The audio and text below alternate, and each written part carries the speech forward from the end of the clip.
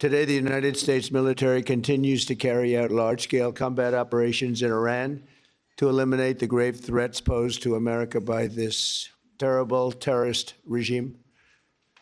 Following our obliteration of Iran's nuclear program in Operation Midnight Hammer a short while ago, we warned Iran not to make any attempt to rebuild at a different location because they were unable to use the ones that we so powerfully blew up. But they ignored those warnings and refused to cease their pursuit of nuclear weapons. In addition, the regime's conventional ballistic missile program was growing rapidly and dramatically, and this posed a very clear, colossal threat to America and our forces stationed overseas. The regime already had missiles capable of hitting Europe and our bases, both local and overseas, and would soon have had missiles capable of reaching our beautiful America.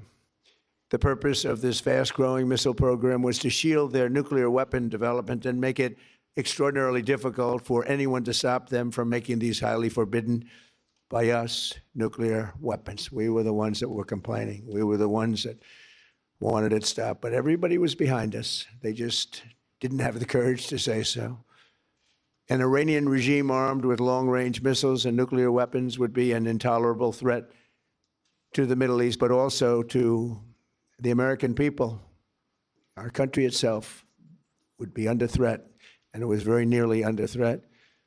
I was very proud to have knocked out the Iran nuclear deal by President Barack Hussein Obama. That was a horrible, horrible, dangerous document. They would have had nuclear weapons 3 years ago, and they would have used them.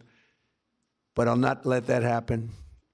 For almost 47 years, this regime has been attacking the United States and killing Americans. Every time you see someone with missing arms and legs or a face that's been absolutely shattered violently, it was almost certainly caused by an Iran roadside bomb.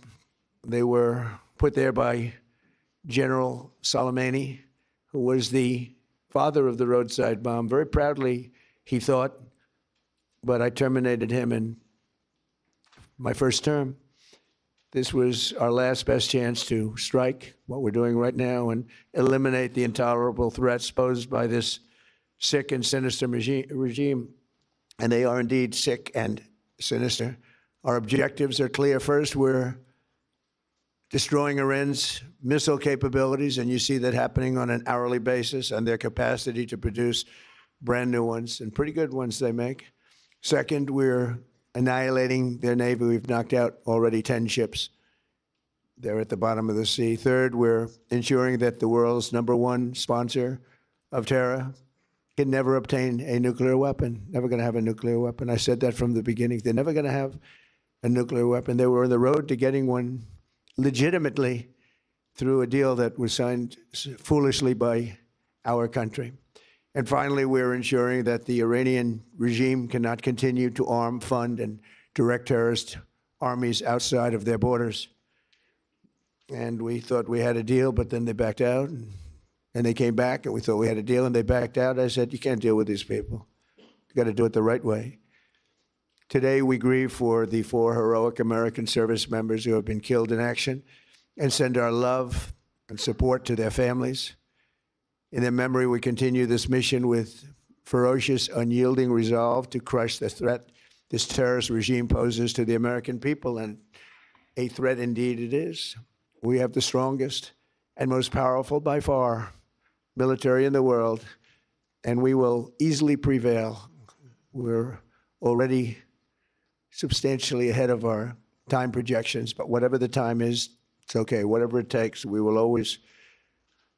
And we have, right from the beginning, we projected 4 to 5 weeks, but we have capability to go far longer than that. We'll do it. Whatever somebody said today, they said, oh, well, if the president wants to do it really quickly. After that, he'll get bored. I don't get bored.